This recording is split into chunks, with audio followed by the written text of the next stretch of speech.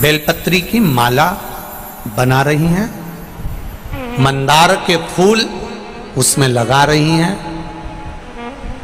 बेलपत्री की माला में सुई का प्रयोग नहीं होता, तुलसी की माला में सुई का प्रयोग नहीं होता।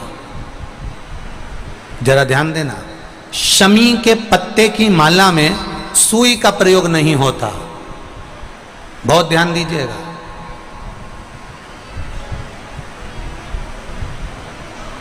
तुलसी की माला में सुई का प्रयोग नहीं होता, बेलपत्री की माला में सुई का प्रयोग नहीं होता, शमी की माला में सुई का प्रयोग नहीं होता, आंवले के वृक्ष की पत्ती की माला में सुई का प्रयोग नहीं होता, पीपल के पत्ते की माला में सुई का प्रयोग नहीं होता, बड़ के पत्ते की माला में सुई का प्रयोग नहीं होता। थोड़ा ध्यान रखना इस बात के लिए, इसमें सुई नहीं लगना चाहिए, इसमें सुई का प्रयोग नहीं होता। अब तीन चीजें हमारे यहां सनातन धर्म में बड़ी विचित्र बताई है, उसका स्मरण होना चाहिए। नारी जब मांग में सिंदूर भरे उस समय दर्पण के सामने केवल नारी हो, कोई दूसरा नारी को मांग में सिंदूर भरता हुआ ना देखे। जब नारी गले में मंगलसूत्र धारण कर रही हो या 16 श्रृंगार जब नारी धारण कर रही हो, उस समय पर कोई ना देखे। नारी का जो श्रृंगार है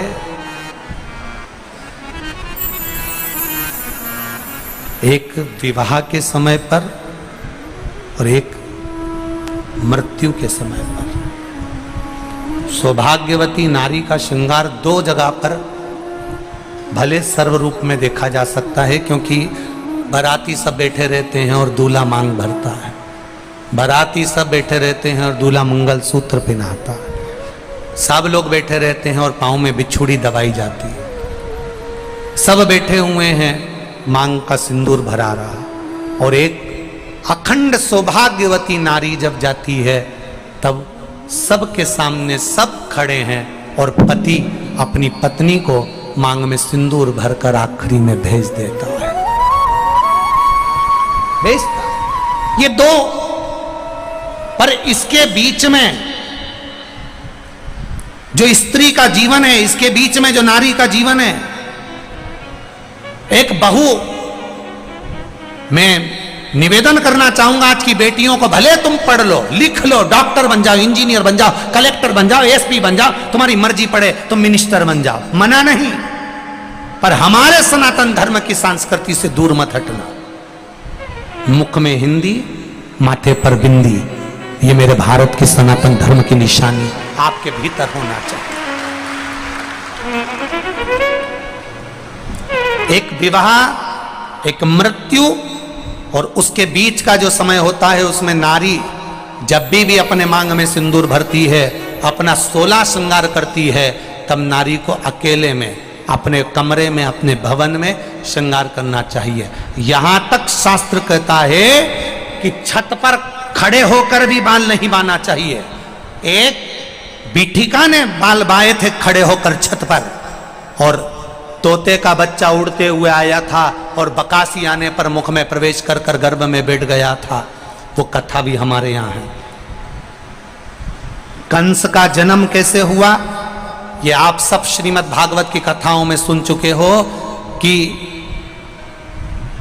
नारी रजो धर्म में थी और रजो धर्म की वो नारी 3 दिन बाद केश धोकर बाहर गई और द्रुमलिक नाम का एक असुर ने देख लिया और वो उसके साथ में रहने लगा और उसके माध्यम से उसका गर्भ ठहर गया। यहां तक हमारे संवाद करते हैं, उसमें थोड़ा सा स्त्री को समझना है, थोड़ा सा नारी को समझना। आप करो श्रृंगार, आप करो श्रृंगार, आपका श्रृंगार करने को मना नहीं है। सास, ससुर, देवर, जेठ, परिवार, घर के बड़े, घर के बुजुर्ग खड़े हैं, उस समय पर श्रृंगार नहीं। आप जाओ अपने कक्ष में, श्रृंगार करके आइए, मना नहीं, पर किसी की सम्मुखता में नहीं। एक बहुत सुंदर बात कहना चाहेंगे, जिंदगी में कभी मौका लगे तो स्मरण करिएगा।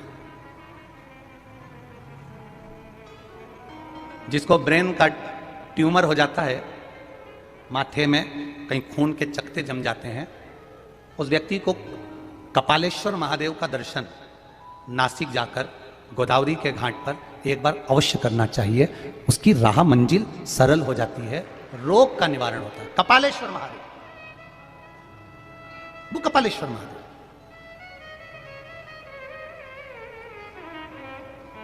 कपालेश्वर महादेव का दर्शन किया, भगवान शिव वहां पर विराजमान हो गए। वर्णन आता है, देवराज शिवजी का स्मरण करा, शिव धाम को चले गए।